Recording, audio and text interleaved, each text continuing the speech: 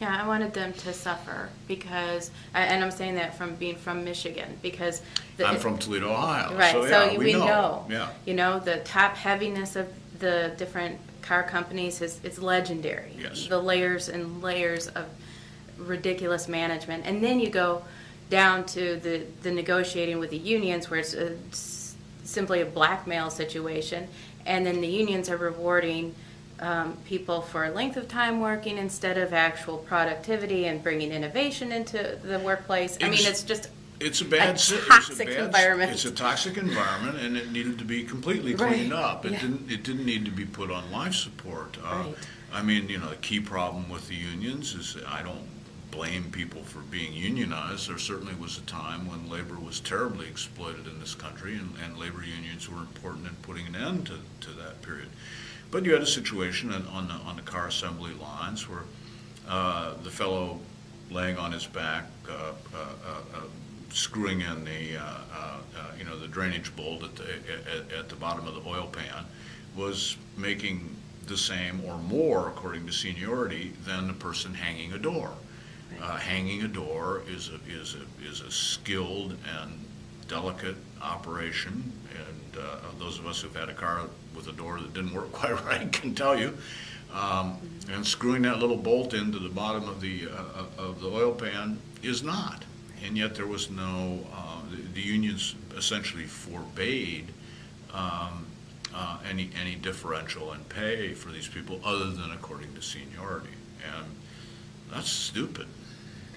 This wasn't anything I was thinking about to ask you about, but talking about the unions remind me of the March on Washington that we just saw recently, and it seemed like the unions and the socialists finally showed their faces, true colors. I was actually kind of amazed, really, because for a long time they've all tried to hide who they really are. And this was the first time where we were seeing them really just come out straight out, and with Reverend Al on the steps, talking about solidarity and very socialist language. What did you make of that? Because I never thought I'd see that in America. I thought it was a good thing. In fact, in this one respect, I think the Obama presidency is a good thing. We're beginning to clearly understand what the other side of the coin to free enterprise and to a minimal government and to the system that we have in one version or another always had in America.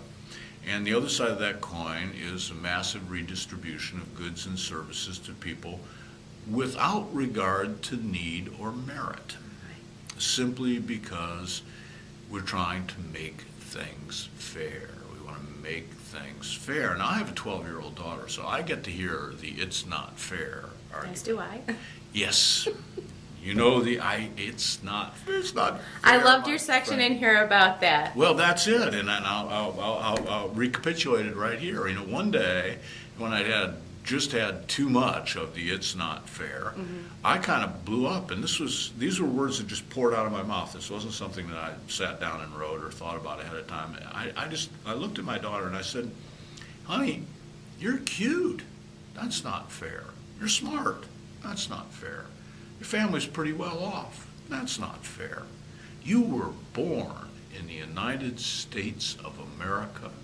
That's not fair." I said, "Darling, you had better get down on your knees and pray to God that things don't start getting fair for you." Now, the flip side of that is that somebody who is a socialist sees all that unfairness, and they want that on the cheap. So what is your answer to somebody who says, well, life isn't fair, and at least I'm trying to make it fair? The cure is worse than the disease is the answer here. When we set about massive redistribution of goods and services, obviously some people in our society are going to lose those goods and services that will be redistributed to other people. However, every citizen in our society loses the power over his or her life that has to be given to some political authority in order to effect this transfer of goods and services. Now, it may, looking at some of the rich Wall Street people, and many of them are not very attractive, and the way they made their money is not very attractive, and do they have too much money? Well, sure, they do have too much money. But who is going to determine how much of their money is going to be taken away from them, and how is this money going to be delivered to somebody else? And of course, the idea, I think, that seduces many people is that they think, well, I'll get a bigger paycheck, I'll get a bigger house, I'll get a bigger car, because we've just taken all this money away from the partners at Salomon Brothers.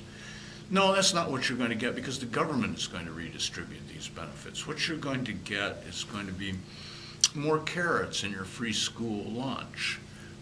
You're going to be given, you'll be given incentives to put a windmill on your roof. You'll be given free indigenous grass seeds so that you can redo your lawn in a way that conserves lawn watering resources. And you don't know what you're going to get from the government, Right. because these people are who will be making these decisions about taking from one and giving to another. They have an agenda of their own, and it's not your agenda. And of course, how could it be your agenda? There are 300 and some million of us, and each of us has his or her own personal agenda. What one person needs is not what another person wants, and so on and so forth. So how could you come up with some government panel to decide what everybody should get?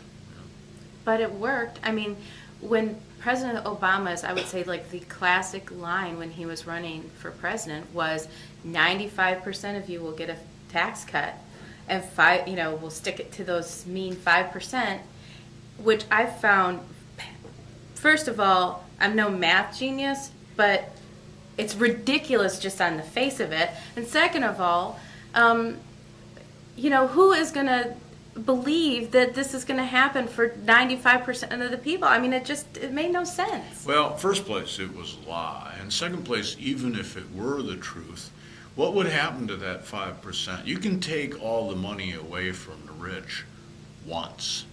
Right. Margaret Thatcher had a great quote about socialism. She said, the problem with socialism is sooner or later you run out of other people's money. You can, richest people in America, are they a bunch of dummies? Are they going to stick around to have all their money taken away from them more than once? They might stick around for once, but they'll leave. They can leave. They can get on their G5s and go to Grand Cayman. Right. They can move to China. I mean, they don't have to stick around to support Or they can that stop. other money. Or they can just stop working. They can just stop working. And, what do people think that rich people's money is doing? Is it all going into to keeping the pool clean, or the great big yacht going, or whatever? Or is it being invested? That money is at work. And it's at work creating innovation. It's at work paying people's salaries. It's at work investing in whatever it is we're going to need next to expand the economy. Without that supposedly excessive profit, we have nowhere to go for the capital that we need for our economy except the government. And what kind of projects is the government going to spend its money on? It brings us back to public education. That's the kind of thing they're going to spend their money on. Mm-hmm. You said in a digression on shouting. I thought it was a very interesting chapter, because there has been a lot of talk, and there's always talk, which just the word itself makes my skin crawl, bipartisan. And we need to work together, and I'll reach across the aisle, and I'm like, reach across the aisle, smack your hand. Yeah. Anyway, should there be more shouting or less shouting? There should be more substantive shouting. In fact, I don't think shouting is really necessary. One of the problems that I have with a lot of, say, talk radio is that I often feel I'll be listening to to someone on talk radio or say on a TV program with whom I agree, or with whom I agree most of the time at any rate, and they're shouting. And I'm asking myself, how many people who disagree with you are watching or listening to this program? The answer is very little. So why are you shouting at me? I already agree with you. Quit shouting and start convincing. You know, we need. I don't want bipartisanship. I don't want cooperation because I think the other side is wrong. But we need convincing voices. Reagan didn't shout.